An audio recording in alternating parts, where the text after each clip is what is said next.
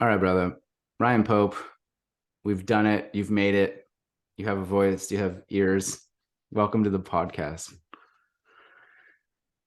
How's Thanks it for having me, going? Joe. How's it Good, going? man. You were just Yeah, talking really about, good. you've been talking about before we started recording the discomfort of surrendering without a script in terms of how this will flow. And there was a little bit of startled hesitation in your eyes when I held up my notes, my post-it note, singular, that has 6 words written on it. And I said, just trust me, man. It'll be fun. So Just where got are to you let at? go, hey? How are you feeling? I'm good. I'm good. I'm like super activated. Probably shouldn't have had a coffee after my breath work and workout this morning. So I'm just going to breathe through that and ground back in. Other than that, man, I'm really good. Pumped. Sweet.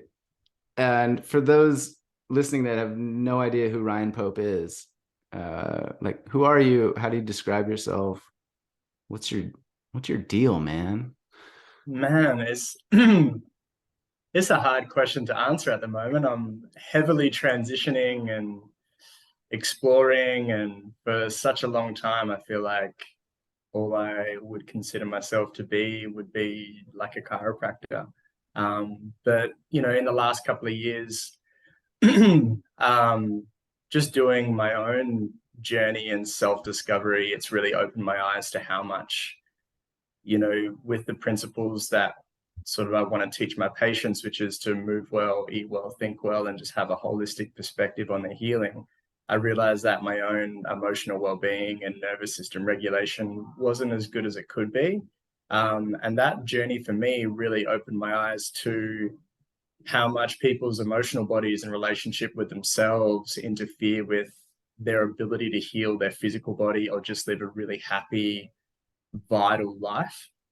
And so the last couple of years, I've been getting more into breathwork and nervous system regulation and emotional regulation, and really coming full circle back to the idea that, I didn't want to just be a chiropractor where people have, straighter spines and still an unhappy relationship with themselves or with their life. It just didn't really make sense to me anymore.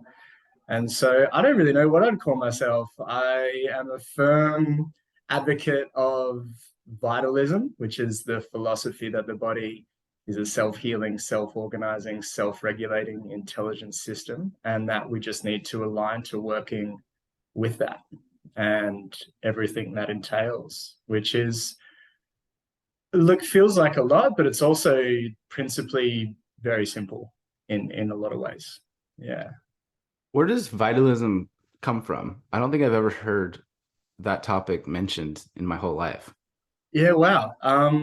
A vitalistic philosophy is something that I learned when I was learning chiropractic philosophy. And it's the core root belief that the body is smart and is organized and can heal itself. And, that the job of the healer who believes that is more about helping the body just do what it is capable of doing rather than trying to interfere with it. For example, like a really simple explanation would be a lot of people come into the clinic thinking they have muscle problems or pain in that regard. And the truth is if you really look at it, that the problem's not the tight muscle, that's a symptom of a problem. That if you've got instability underneath, instability of a joint, that muscle will be tight for an intelligent reason. It's actually the body being intelligent and supporting itself because there's an instability underneath. And so rather than considering the tight muscle to be wrong or dysfunctional or bad, because that's not working with this vitalistic understanding that the body's intelligent, you would want to stretch that muscle or massage that muscle or trigger point that muscle to get it to relax. But the truth is, a lot of people find that that muscle just tightens up again. And so they go into this cycle of treating and it going back because there's not this core root belief that the body is smart and is going to be making decisions for itself for a good reason. And so it's about letting go and exploring what else you could do to help the body help itself, which would be working on that joint stability. Just one example. Yeah. So there's what I'm hearing, I think, is there's this like what is that? Innate Innate. body wisdom that has been evolved over billions of years of evolution. And you, as the healer, are attempting to utilize that rather than work against it. Is that a fair Totally. description? 100%. Okay. It's falling back to the understanding that the body's not stupid, that it's incredibly intelligent. We just don't understand it all the time. I'm curious, in your experience as a chiropractor. Well, maybe we should first describe what that is, what that practice is, etc. For those that maybe have heard the word but have never seen a chiropractor. Like, what is it? How do you define it? Defining chiropractic, even within chiropractic, there's a few Uh schools of thought. oh. Okay. Go on. There are chiropractic is firstly runs off the basis that your nervous system is how your body's innate intelligence communicates and works. That intelligence comes from the brain and essentially is hardwired into all areas of the body through the central nervous system, so the spinal cord and the peripheral nerves. And the innate intelligence essentially uses this system to communicate and have biofeedback between the brain and the body so that it can make decisions, receive information back about those decisions. And this is how homeostasis works, because it's keeping the body within a healthy range, whether that be blood pressure or nutrient levels or heart rate. Essentially, too high is generally a problem and too low is generally a problem. And so how these things get manipulated is through the nervous system. So our innate is able to keep that innate intelligence uses the central nervous system to be able to keep our body healthy through those lines of communication. And so our spinal column protects our spinal cord, which is that information superhighway up and down through the spine. So distortions in the spine or misalignments in the spine, of which its job is to protect that spinal cord. When it becomes distorted or unhealthy in any way, it actually affects that communication system, causing a disconnection and a breakdown in how innate can organize and heal the body.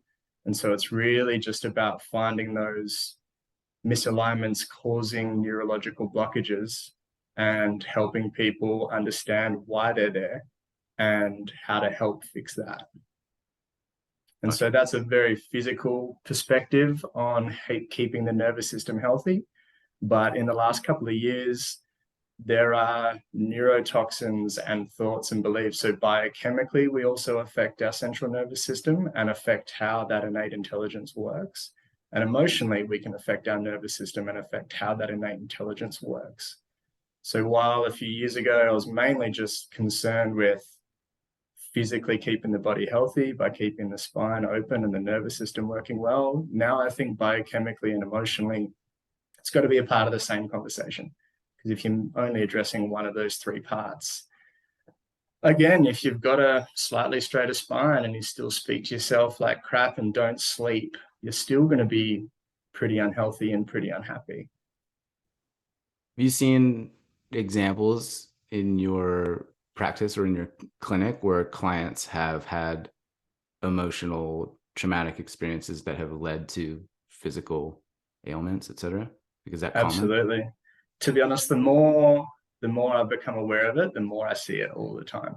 And the one that's really showing up a lot in practice at the moment is like, even when I put my hands on someone's body, like you can literally feel the fear around relaxing or trusting that area of the body to work for them or support them properly.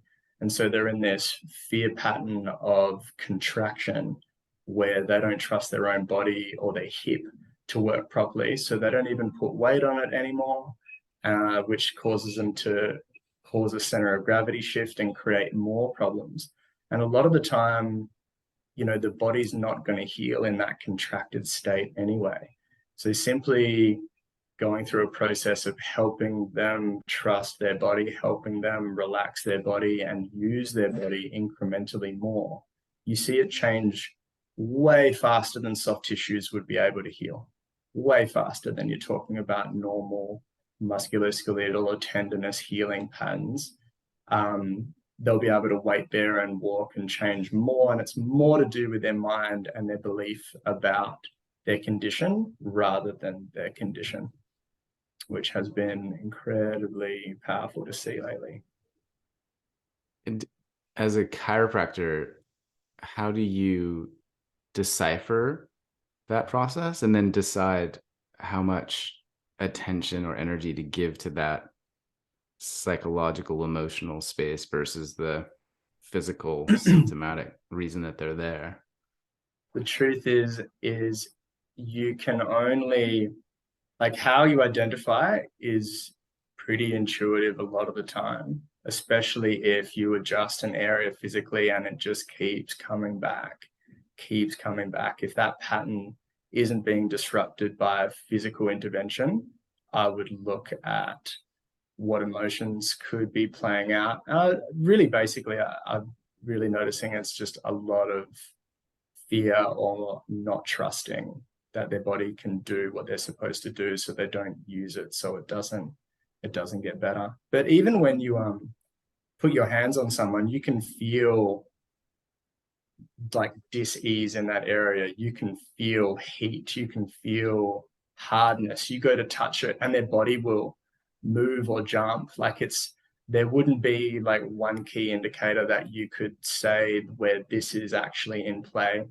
But you can also hear someone have that doubt in their voice. They're just constantly coming back to their language. Makes it really clear that they don't trust themselves, that they can't do it. A lot of like limiting belief language around what's going on would be also like a key thing. And you can't,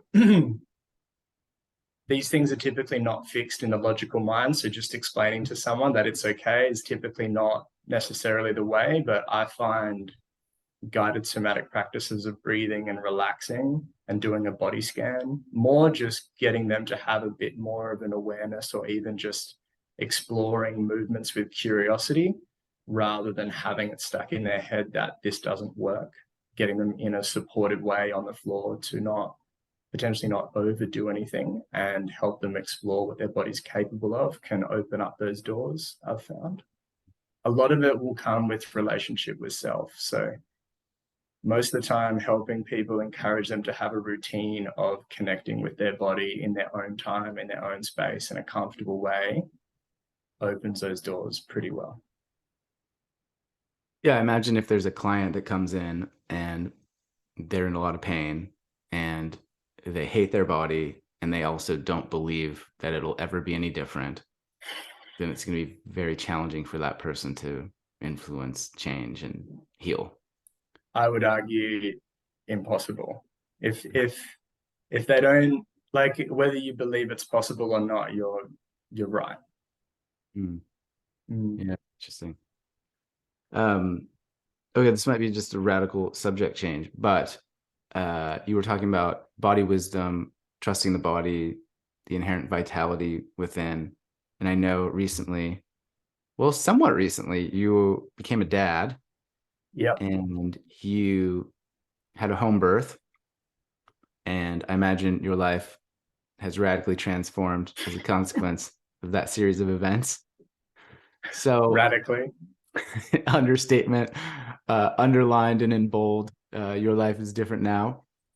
So I think I originally reached out to you to talk about being a dad. My mom, if you're listening, I'm not a dad. I'm not trying to be a dad at this moment, but reached out to you because I get a lot of questions from women and from men of like, how can I help hold space? How can I be more present? How can my partner trust me, etc. And it seems like that home birth experience is kind of a radical initiation in all of those things. And I know that you've been working with men since then to develop that skill set, to share your knowledge, etc. So how do you feel about diving into all of that? Yeah, sounds great. And sounds great. Is there anything that we were just touching upon in terms of chiropractic healing, etc., that you're like, bro, I wasn't done talking. or why didn't you ask me that? That was a really cool thing I could have shared. Does that feel No, not it feels good. And you know, the segue, I think I think they're connected for me. I think why we chose a wild birth, which is where you essentially don't have a midwife, a gynecologist, an obstetrician, and you don't do scans and you don't do tests. I guess that still comes from the belief that the body has an intelligence. Birth is a normal process. And this is why we wanted to have a birth with as few interventions as possible, just to allow that process to unfold the way it's naturally supposed to unfold. And so, you know, and Amber shares this belief and understanding, and that's why she was so interested in wanting to do just a birth at home, the two of us and a doula. And it was incredible. Like, so much stuff came up along the way, you know, even, man, the journey from finding out Amber was pregnant to giving birth was an absolute roller coaster. Yeah, like she dropped a positive pregnancy test on a pizza box like a mic drop. And I know you know Amber she well. did? She Yeah, so maybe is just for those listening, I used to live with Amber in Australia years ago. She's one of my closest friends. Brian and I actually met very very randomly. What was that, like 2017, 2018, yeah. where I went with Amber to your chiropractic clinic, got adjusted, and then years later she's like, "Oh, I'm actually dating Ryan. Remember the chiropractor? Oh, and now I'm pregnant with Ryan." I was like, "Oh wow, this is cool. I know that guy. He touched my back." Um, Yeah. so yeah, her name, your partner's name is Amber Hawken. She's a good pal. She's been on the podcast too. She's a powerful healer, coach in her own right. Absolutely. A very strong-willed, sharp, funny human. Um, Incredibly. Okay, so she walks in and I can completely picture this, Yeah. drops a positive pregnancy test on a pizza box Yeah. Mike dropped it. Boom. and is Yeah. like, "We're having a kid." Yeah. It was super overwhelming at first. Like I didn't even really know what to make of it. Within, you know, I don't know if you can tell, but I don't mind having a yarn. And I think I went pretty much mute for a few days, just sheer overwhelm. Um, you know, part of becoming the mountain, which is this container where we do invite guys that are going to be supporting their partners through a home birth into this container, was literally born, no pun intended, out of essentially the journey I went on to prepare myself for our home birth. Everything from essentially opening up a dialogue around codependencies I've had with my mom and my dad, and parts of that relationship that I had avoided healing because I felt like it was not needed or it was easier this way. And then recognizing that, you know, what we didn't know Annie was a boy until he was born. So, you know, understanding that my son was gonna want and need his grandma and grandpa. And, you know, I didn't want to just, you know, sweep under the rug the things that weren't being spoken about, because I knew that that would still be under there. I knew it would still energetically affect our openness and our relationship, and therefore my son's relationship. And so starting those conversations was probably the first part.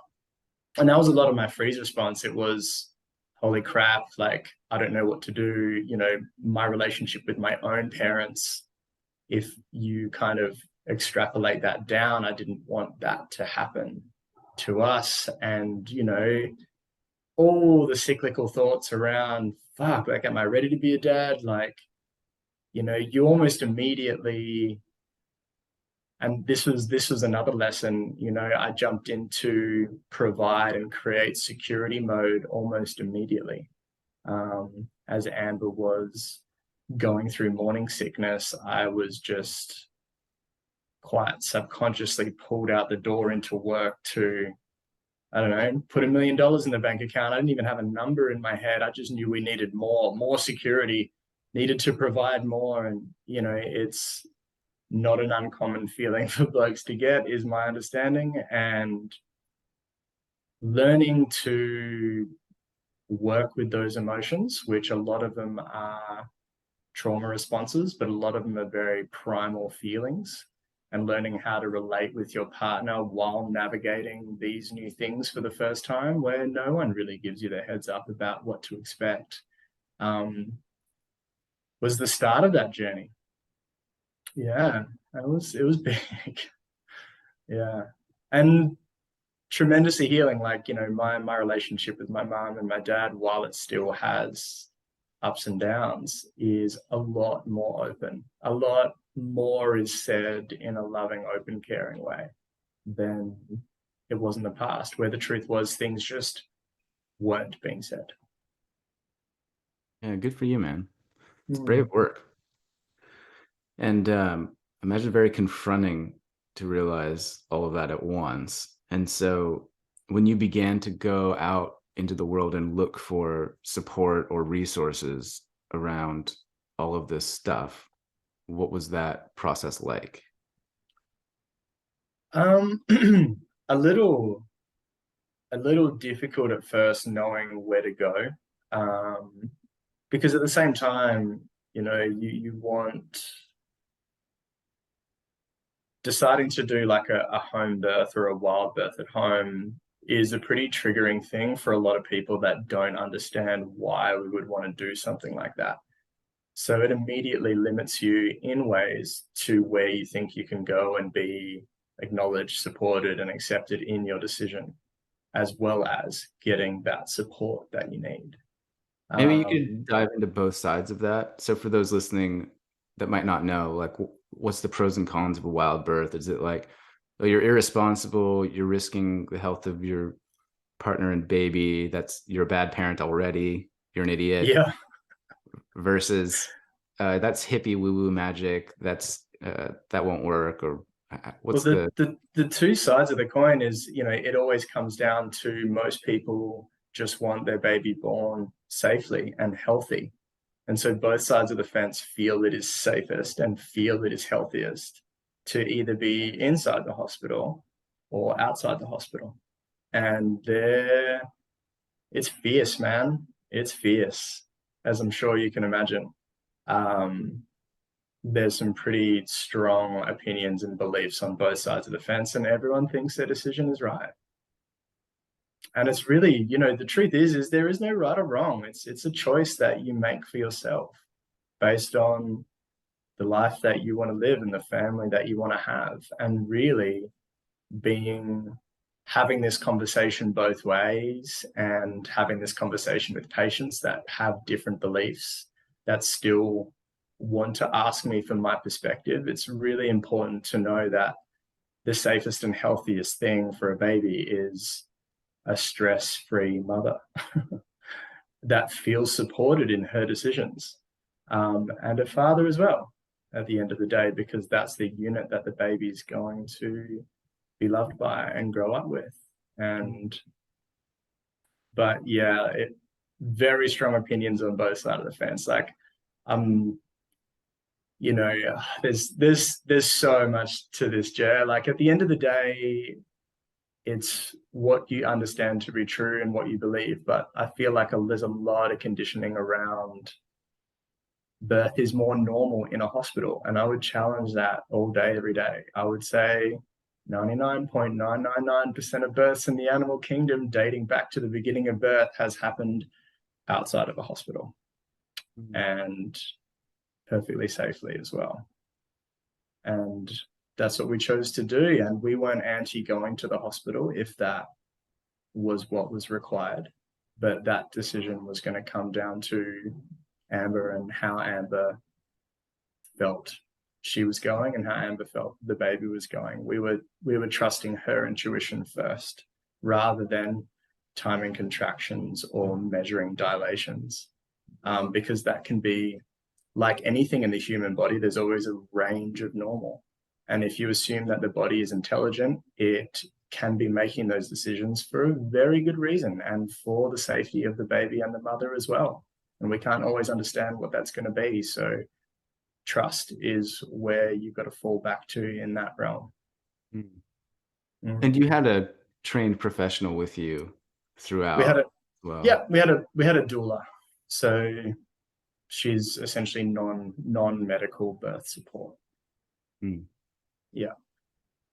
And then whether or not you go the hospital route or the kiddie swimming pool in the living room route, the idea of being the mountain, being the supportive partner, I think applies to both. Yeah. When you talk about the length of the pregnancy, the birthing itself, the weeks and months that follow. Yeah. What does that mean to you to be the mountain, and like, what do you teach other men in that container?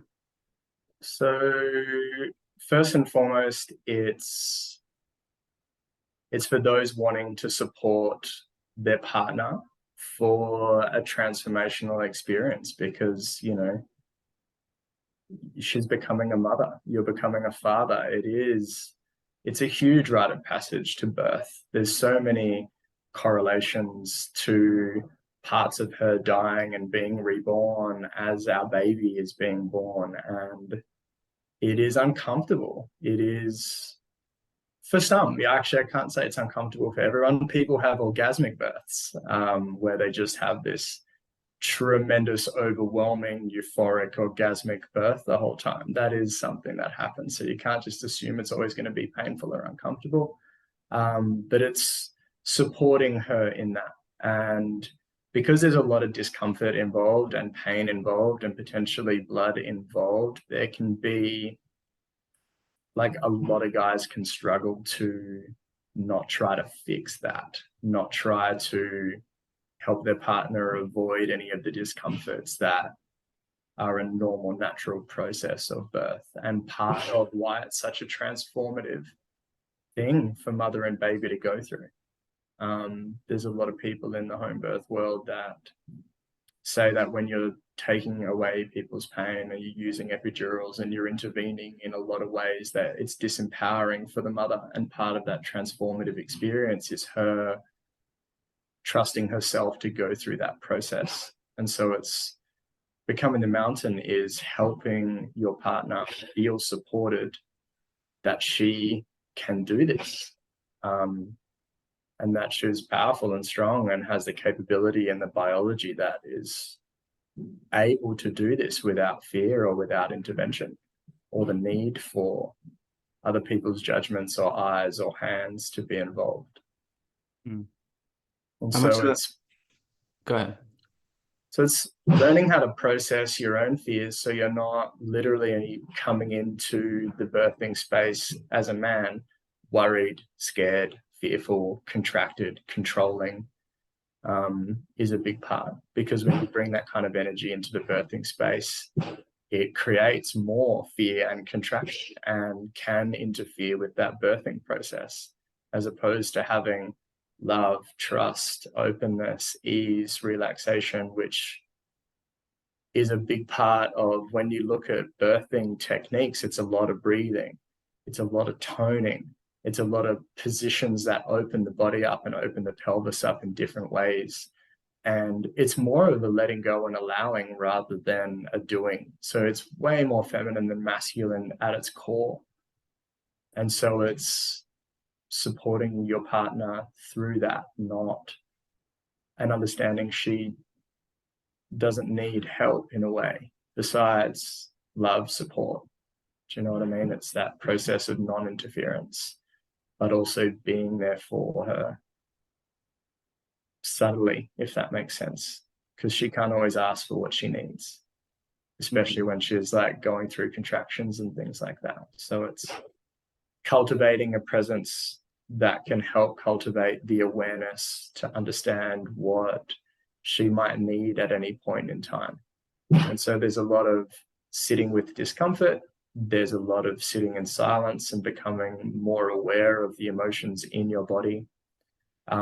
Was a lot of the journey we took these men through, which is gaining a lot of presence and awareness of themselves, their own fears and their own emotions, so that can, once there's a level of self-mastery there to a degree, then you've got a much better chance at understanding what your partner might be going through pre-labor, during labor, post-labor. Like, these aren't really just labor skill sets. These are universal relational skill sets, so that you can feel into the needs of your partner without her even having to say anything.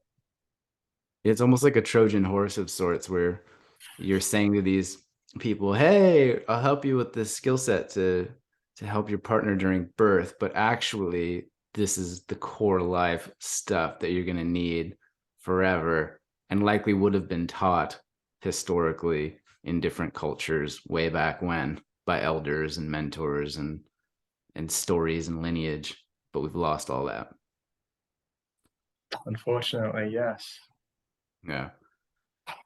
So you're teaching men to be the masculine, to better understand themselves, their emotions, their sensations, so that when those things come up in their partner, they're able to handle it more gracefully, be present, allow it, not shirk or shy away, etc.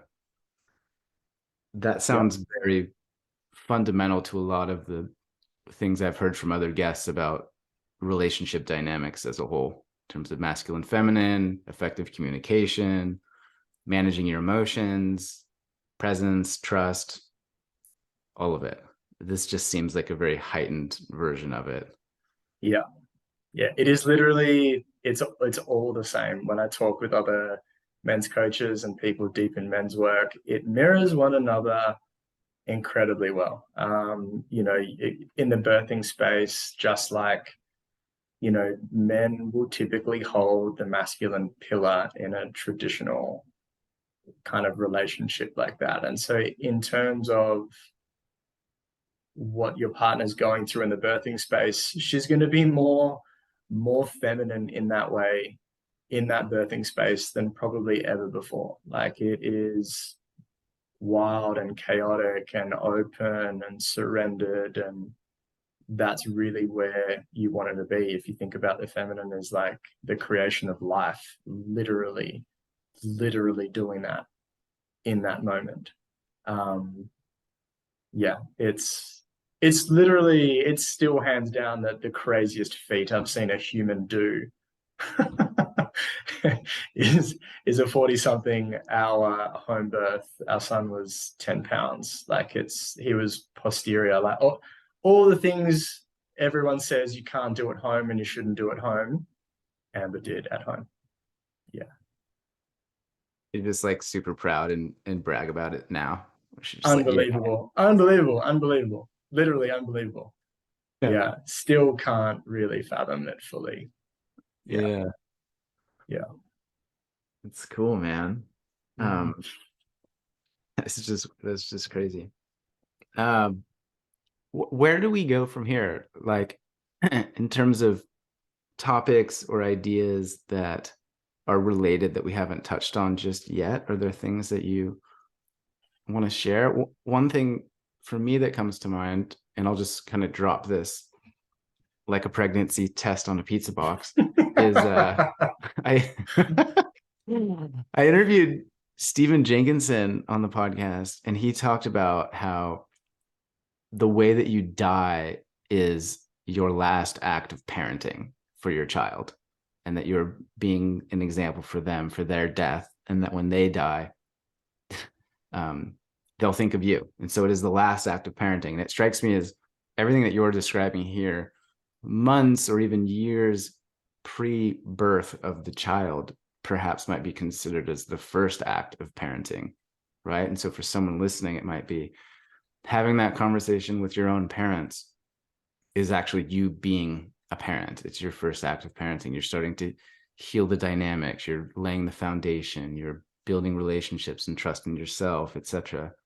Does that idea resonate or make sense, or have I gone off the rails a little bit? No, I think I've not heard of this guy, but that is You quite. don't know Stephen Jenkinson? Bro, No, all right, I'm gonna send you some stuff. please do, because I love that.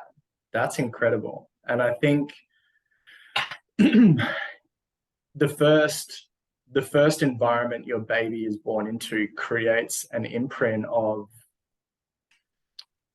the lens that they're going to see the world through.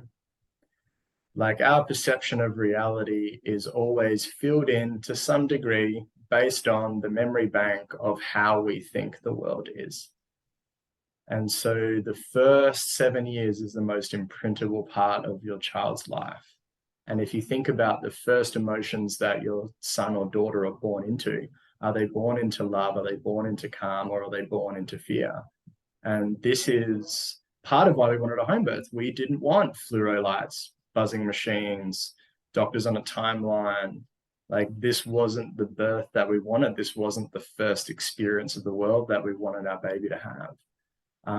And so I think 100% considering what was his name again? Michael Jenkins? Stephen Jenkinson. Steve Jenkins. Yeah. Sorry, Steve. That last moment would also imprint the memory from that point on. So I think both are incredibly significant. And, you know, I've been interviewed by a lot of birth support workers, and the truth is they say birth work is death work, which is a crazy thing to say the first time you hear it. It's a pretty confronting thing, but so much of you dies when you step into parenthood. Like, you know, it's really, the last podcast I was on is literally called The Birth of a Mother. And so the maiden dies so that the mother's born.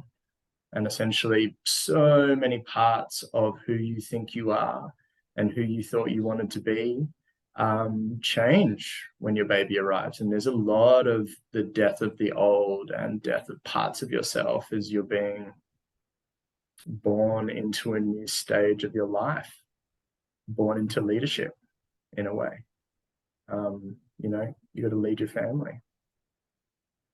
Yeah, it's that classic initiation experience, right? Where there was a before, there's an after, and there's a never to return. There's a no going back, right? And how do you view that process of resisting that initiation or clinging to the past or who you were or your free time and your big dreams back then versus the stark reality of parenthood? You know, all of this seems so intertwined, but when you talk about not being able to heal from physical and emotional contraction, like I was talking about my patients, you're essentially putting yourself in the same tone.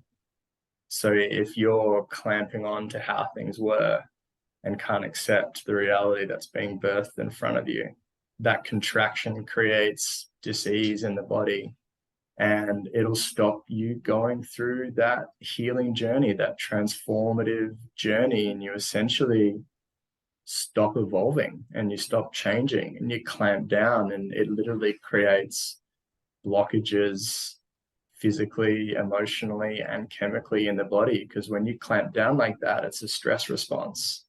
And when you go into fight or flight, the body's processes of like healing and growing and recovering and resting all stop. And so if you stay in there too long, it's essentially just like a ticking time bomb. You will eventually, the universe will win. It'll just eventually crack you like an egg on the floor, which has happened. And I think is a part of parenthood part of my journey was being okay with pretending like it's not all okay, you know, not having to hold. Just because you're not okay right now doesn't mean you're not an okay dad or a great father. And having the humility and the courage to literally speak those words and express that and let that go in the process so that you can move on and just be, do you know what I mean? As opposed to trying to be something that you think you need to be for your family or for your image or for your community or whatever it is. It's a lot of relearning where you're still holding, and then you'll have some come into your awareness and go through a process of letting it go, just to realize that you've grabbed onto something else in a way. Yeah, parenthood's a lot of letting go over and over and over and over again. Yeah.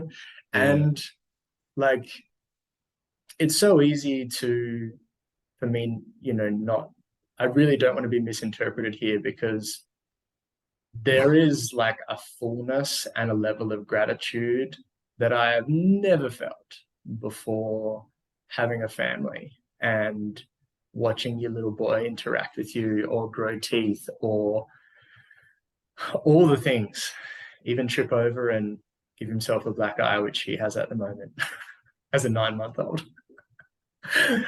Is wild. It's incredible, and it's wild.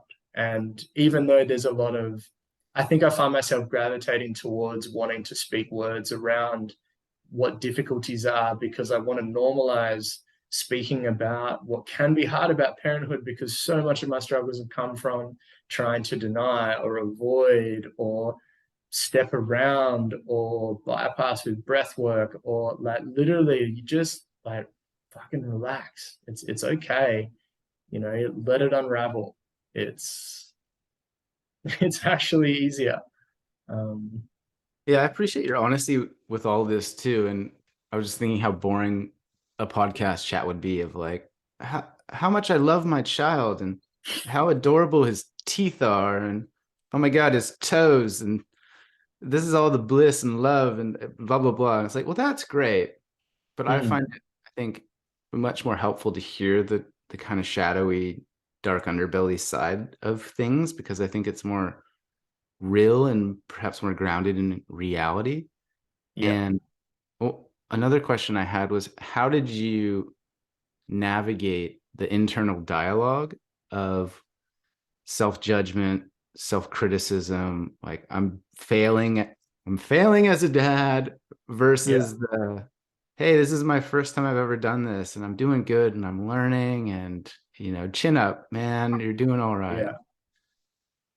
Like, did you learn Honest. more grace, more compassion for yourself as a process of this, or? It's really funny you asked me this, Jay, because this is my wheelhouse right now. All right. What do you mean? Burn. Man, like, I've Amber bought me an Aura ring for Christmas, and sometimes I wonder if I want something telling me how much I've slept last night. Another night, no sleep, high stress, like carry Yeah. on.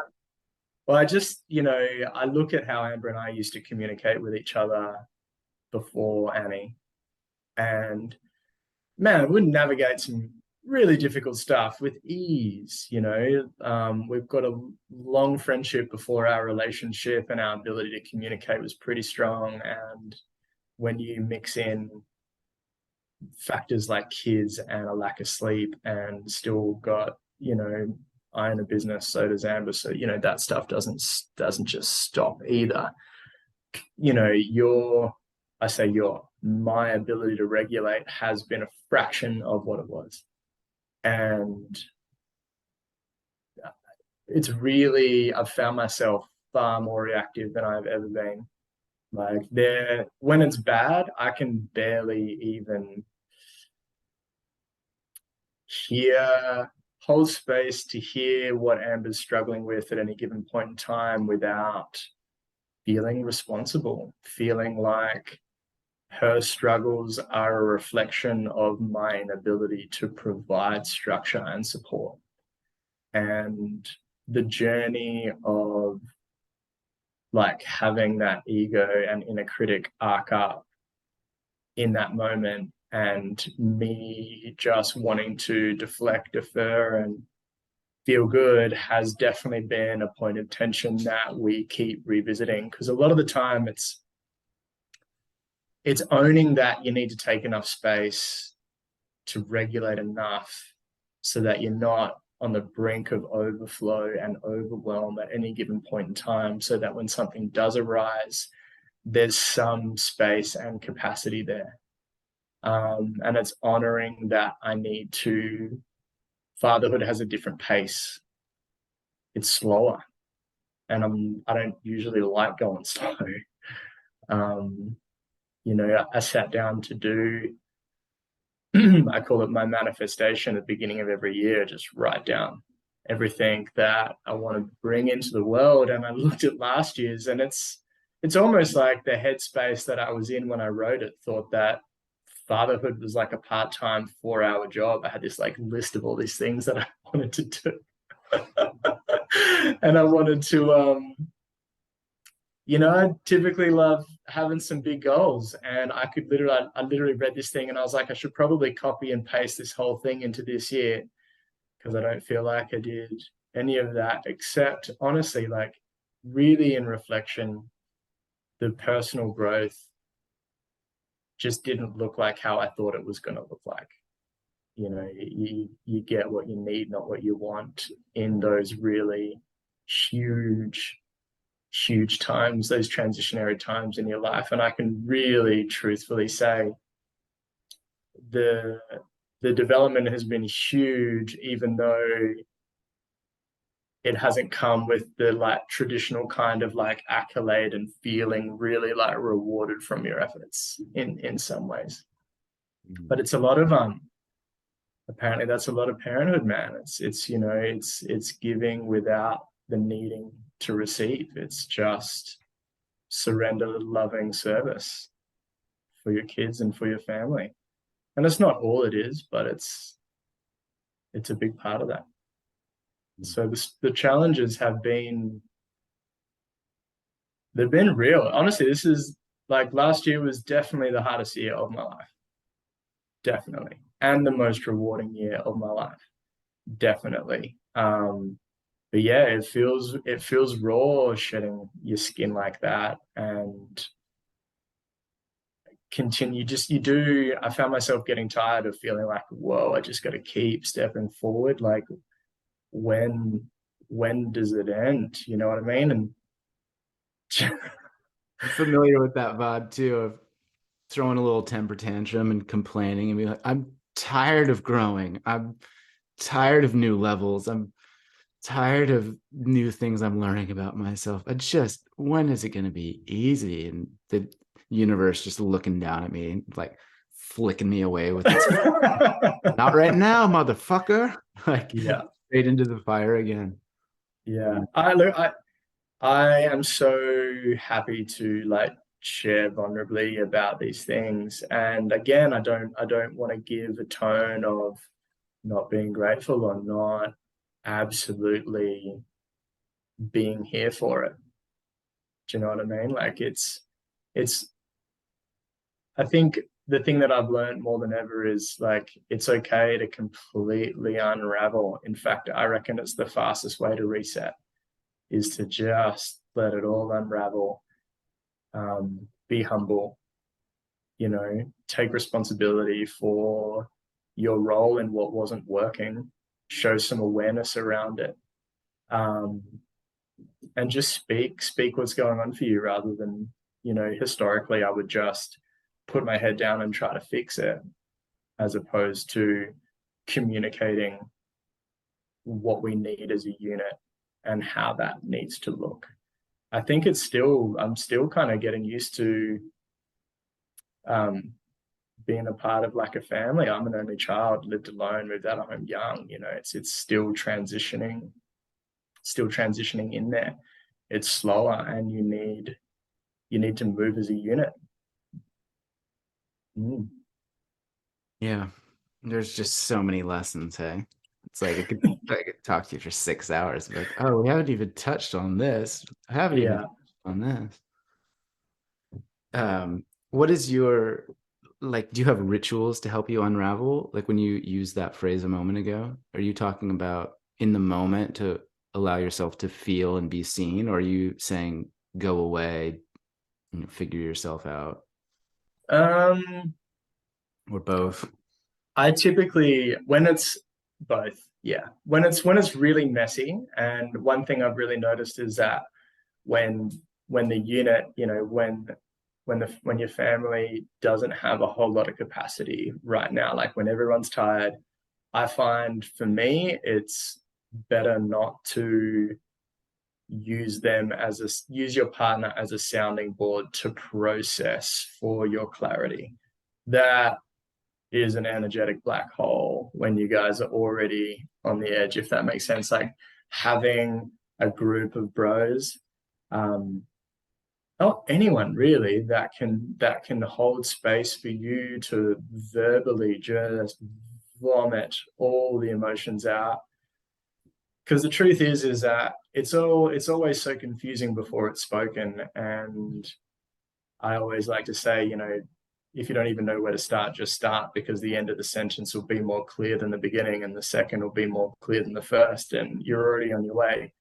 And then bringing some of that clarity and awareness back in to that conscious communication with your partner, essentially getting clear first rather than expecting them to hold space to get clear, is a smarter way to consider your partner's energy, especially if she's up all night breastfeeding.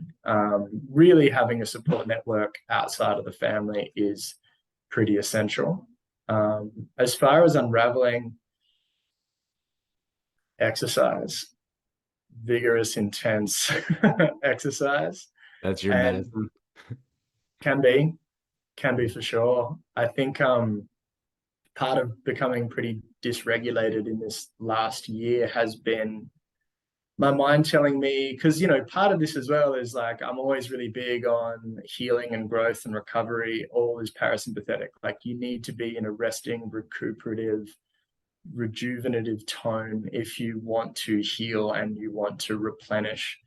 And so when you're already sleep deprived, it was really easy for my mind to be like, dude, you barely got 6 hours sleep last night. It's probably not the best time to go for a long run or go push a bunch of heavy weights. And the truth was a lot of those times, that was just a shitty excuse, and I fucking needed to move big time. And I just needed to do something.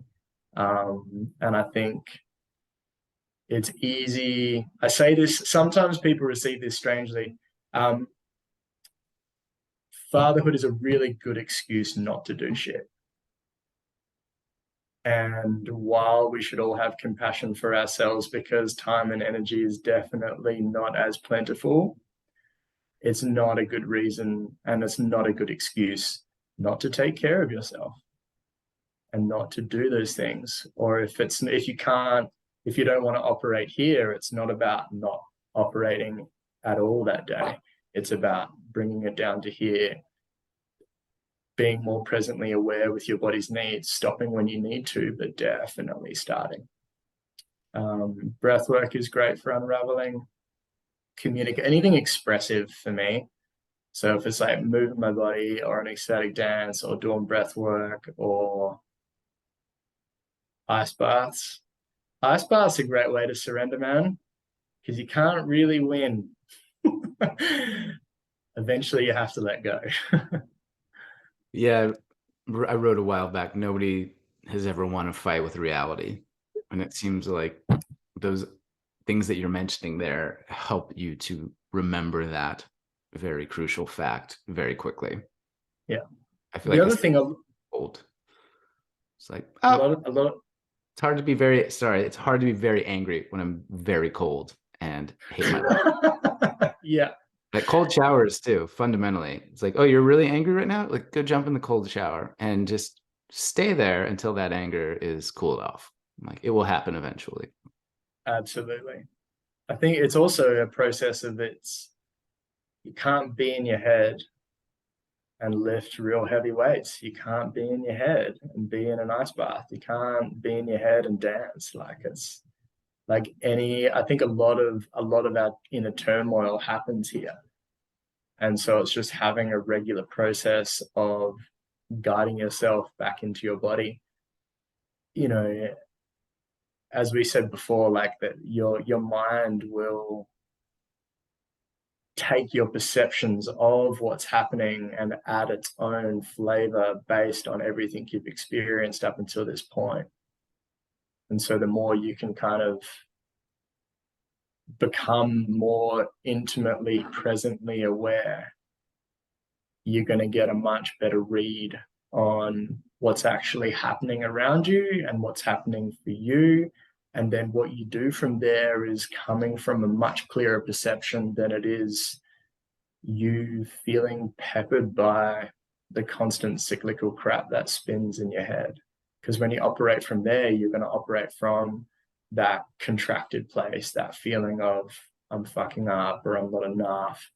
You know, and I'm speaking from experience here, you know, you don't even like sometimes I don't even recognize my own voice. Like it's so and it's so hard when you're on that soapbox and you've been on it for a while just to go, fuck, I'm here. And it's so hard to step off because you're just so overly invested into the shit. But that's what you got to do.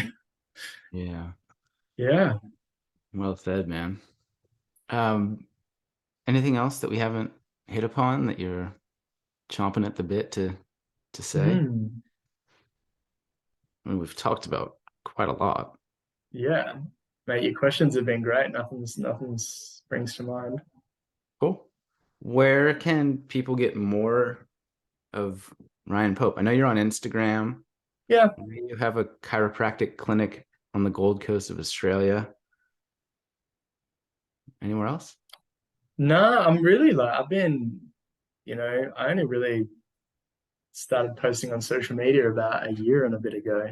I've been very much brick and mortar, like let's start in Madraba. Like that's where the clinic is. You know, let's rather than trying to go like I love the feeling of the family practice that we have here. I love watching people bump into old friends in our waiting room and reconnecting. And I love feeling the shift in people's bodies when you do a workshop with them. Like, but you know, the truth is that since doing Becoming the Mountain, a lot of people have said, mate, this has to get out there. There's a lot of people that are needing the support, and it's just not really out there, you know, especially in the niche of home birth or wild birth at home, and especially from the perspective of how a guy can not only support his partner through her beautiful transformative process, but how he could even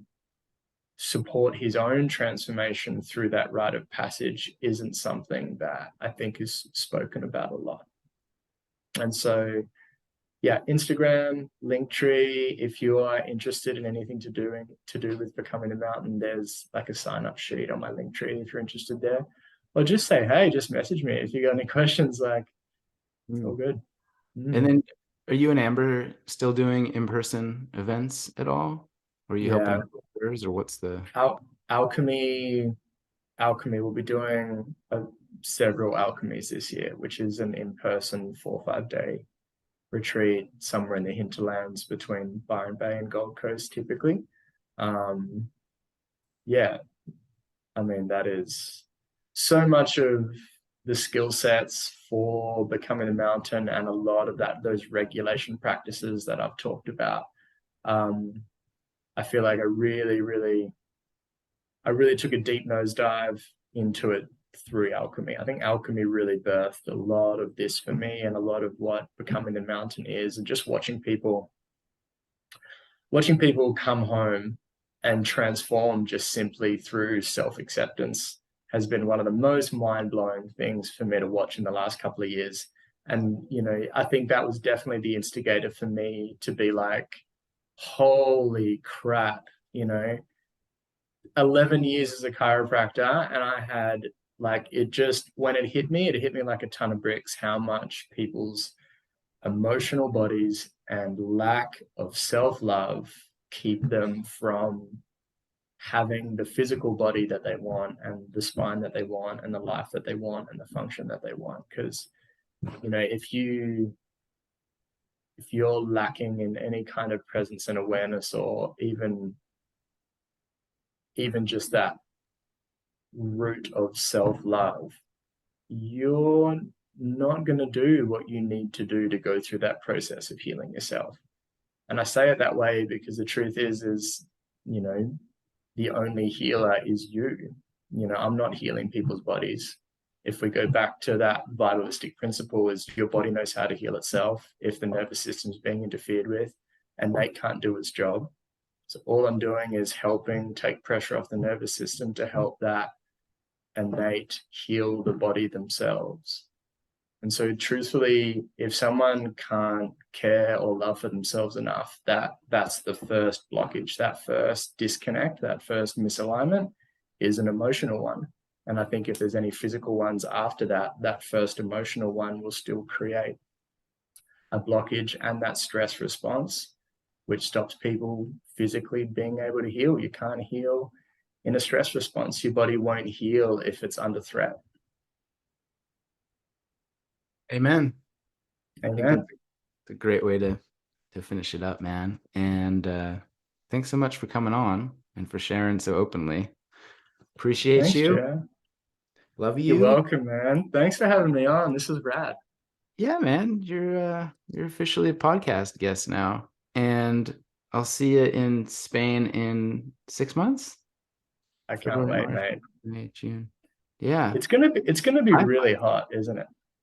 Not super hot, but can't really predict the future or the weather or Spirit Airlines shipping delivery service. Those are the three unpredictable things that I've discovered. And maybe home births, you know. Also So I very think true. everything you talked about there will be put into practice in terms of surrender and presence, trust, allowing, and a good old fashioned physical exertion to boot. But yeah, man, I'm stoked to hang with you guys in Europe. It's gonna be fun, man. Yeah, can't wait.